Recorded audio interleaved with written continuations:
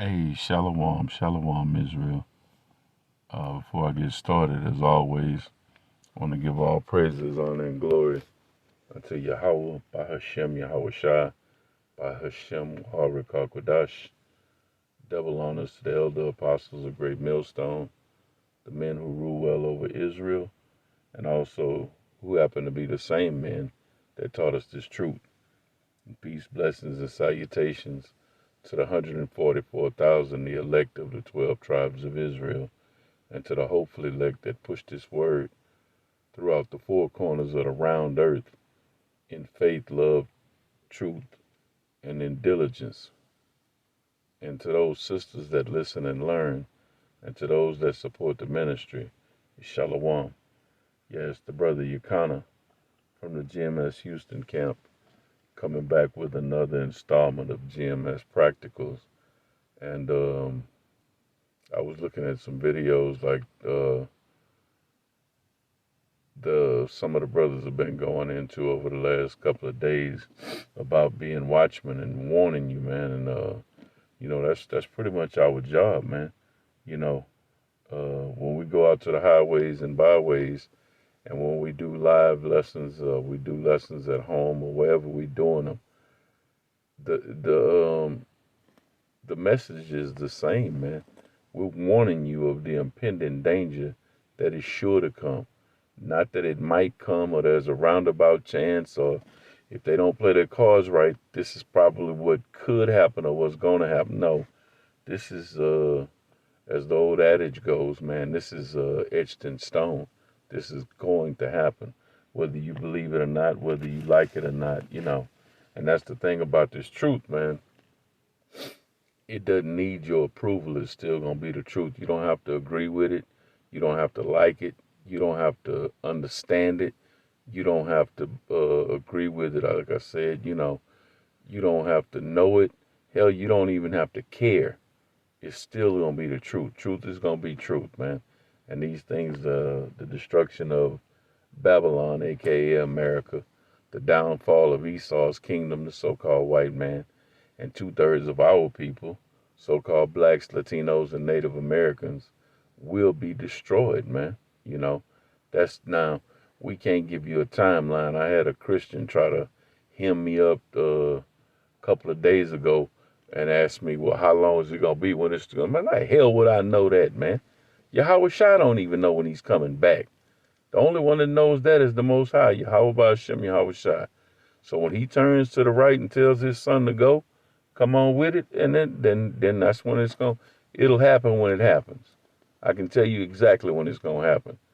When them clouds crack open and you see a big so-called black man riding on what you call a UFO, that's when it's going to happen. So there's your answer, But I'm going to bring out a couple of scriptures and pray that this lesson be edifying. I'm going to start with this Amos 3 and chapter 6. It says, shall a trumpet be blown in the city and the people not be afraid? That's asking a question. That trumpet that's being blown in the city, that trumpet is an instrument of warning, man. And we are the Lord's mouthpiece. We are the Most High's trumpets, man. We out there blowing trumpets. Trumpets are being blown from Great Millstone every day. It's no way. It's impossible. And I'm gonna stand on that word. It is impossible for you to watch every Great Millstone video that comes out because it's just too many. That's how diligent Great Millstone is about putting that warning out, letting you know. We blowing the trumpet, man. Well, Louis Armstrong couldn't blow a trumpet this good, man. You don't know who that is, you can Google it and see who he was. He was a very famous trumpet player. But it says, shall a trumpet be blown in the city and the people not be afraid? Shall there be evil in the city and the Lord have not done it? Of course the Lord did it. He created good and evil. So there's another cut to you wacky-tacky Christians, not just us warning, but there's a cut to y'all. The Lord, oh my God, he don't hate. My God don't create. My God don't do evil. That's all Satan. Huh? Satan is who the Lord uses on the left hand side, but the Most High created evil, man. That's in the scriptures, so you can believe it or you don't have to. Again, our job is not to convince you. We ain't like the so-called wacky tacky church. They'll tell you some silly ass stuff like, "Well, we're in the soul saving business." Get the hell out of here.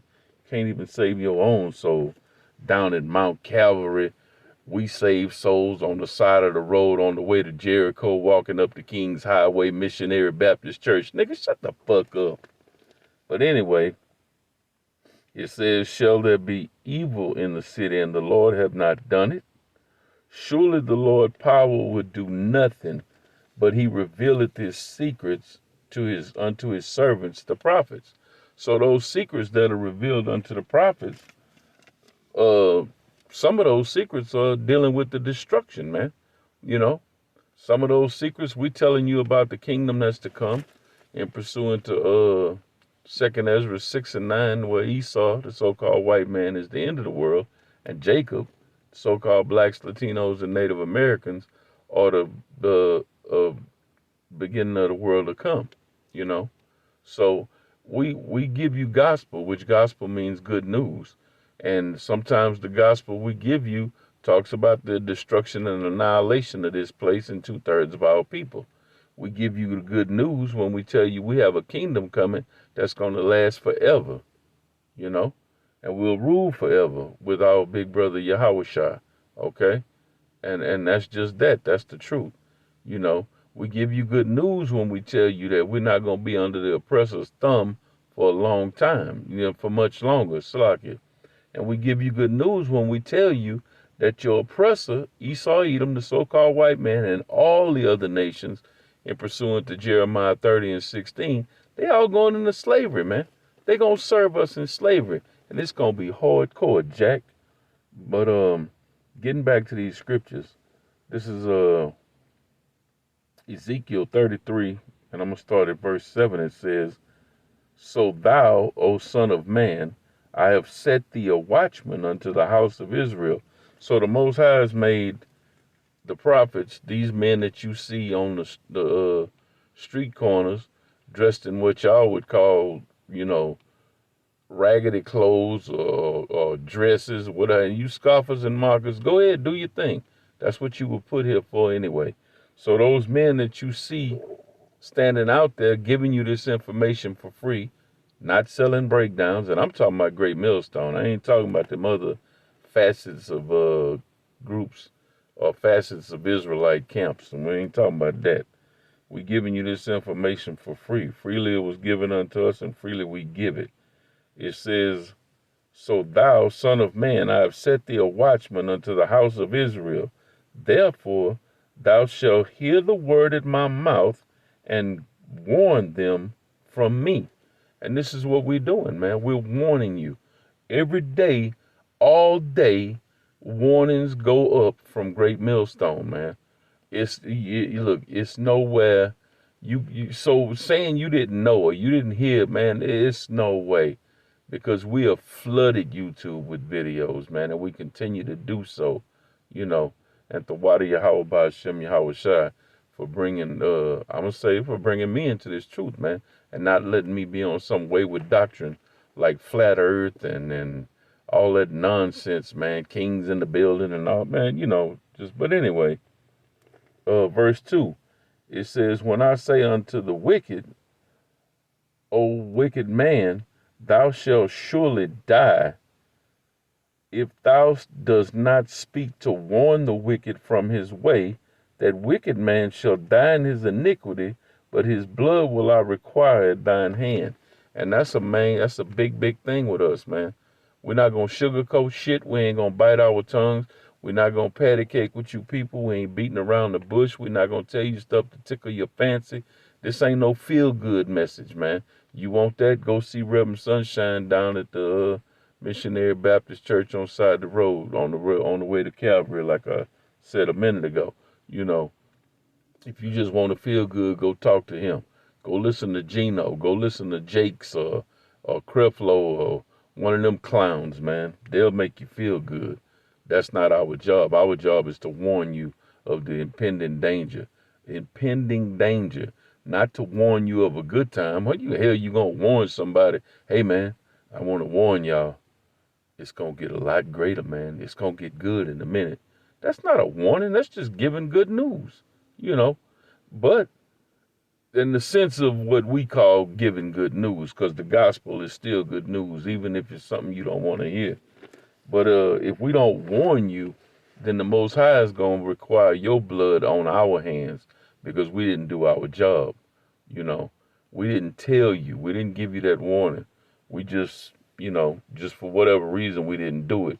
So we don't want your blood on our hands. That's another thing, man. So we're going to warn you people every trip of the train.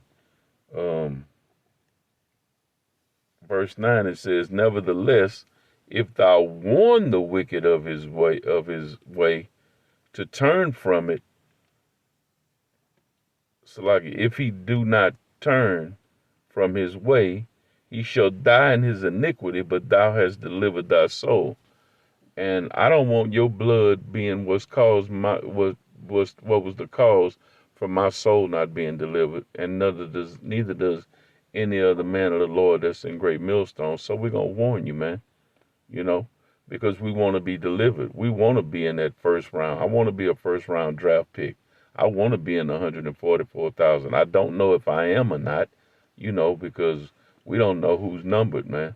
That's why we call ourselves the hopeful elect. But as the hopeful elect, our job is still to warn you. And we're going to stay on our job, keep warning you, man. And you can laugh, because like I said in a lesson yesterday, I had a buddy I grew up with, classmate, real close friend back in the world. We were even roommates in college, man. And when I posed the question, if it came down to it, what would you believe, science or the Bible?